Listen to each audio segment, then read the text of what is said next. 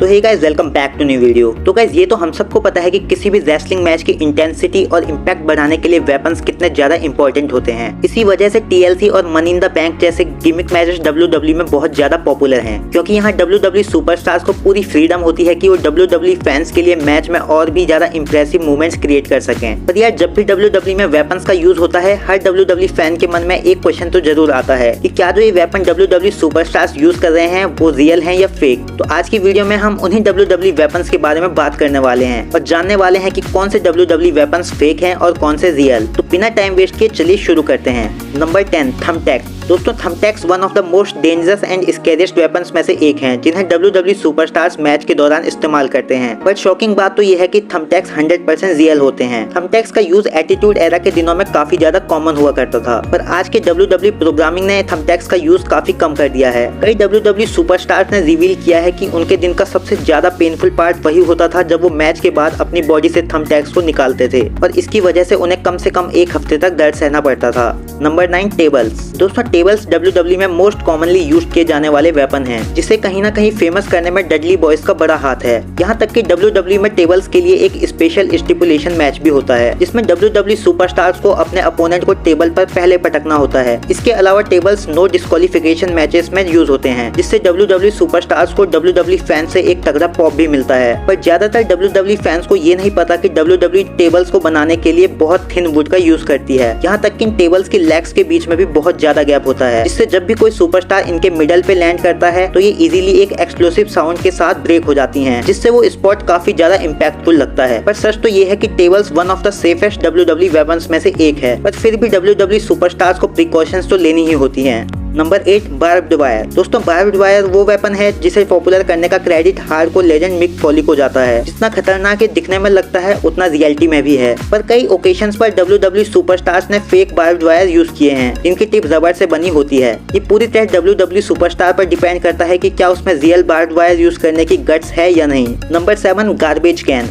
दोस्तों, garbage can भी attitude era के टाइम काफी पॉपुलर वेपन हुआ करता था, पर आज के टाइम में कम ही देखने को मिलता है। ये वेपन उससे कम्प्लीटली डिफरेंट है जैसा हमें देखने को मिलता है, क्योंकि जो गार्बेज कैन WWE यूज करती है वो एल्यूमिनियम या टिन की थिन लेयर से बना होता है, जिसकी वजह से जिस सुपरस्टार के ऊपर ये यूज किया जाता है उसे ना के बराबर ही चोट लगती है। यहाँ तक कि कोस्ट टू कोस्ट जैसे खतरनाक मूव से भी ये सुपरस्टार को होने वाले दर्द को एक कुशन की तरह कम ही करता है। Number 6, sledge hammer. दोस्तों, स्लेज हैमर को WWE में ट्रिपल एच ने इंट्रोड्यूस किया था, तब से वो उनकी पर्सनैलिटी का एक बड़ा हिस्सा है। हालांकि पहले triple H fake sledge hammer use करते थे, जिसका मेटल वाला पार्ट रबर से बना होता था, पर बाद में WWE ने उन्हें रियल स्लेज हैमर यूज करने के लिए अलाउ कर दिया। स्लेज हैमर को यूज करना किसी भी सुपरस्टार के लिए काफी खतरनाक हो सकता है, इसीलिए ट्रिपल एच भी इसे यूज करते हुए अपने हाथ से इसके मेटल पार्ट को कवर कर देते हैं, जिससे इसका इम्पैक्ट कम हो जाए। पर इस पर कोई भी डाउट नहीं है कि जब भी ट्रिपल एच स्लेज हैमर निकालते हैं, उन्हें WWE फैंस से बहुत बड़ा ह्यूज पॉप मिलता है।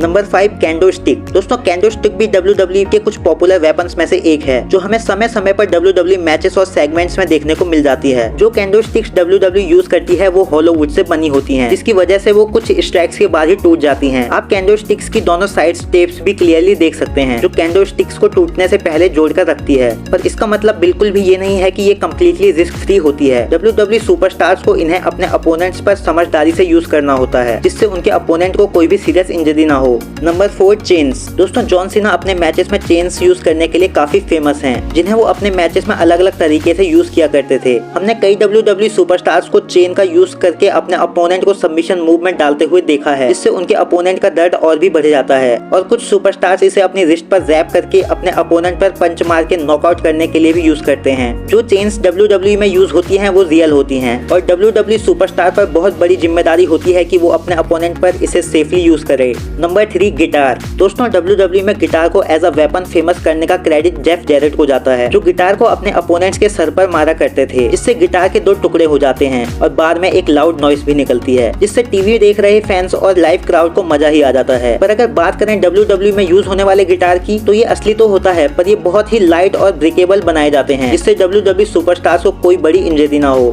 Number 2, steel chairs.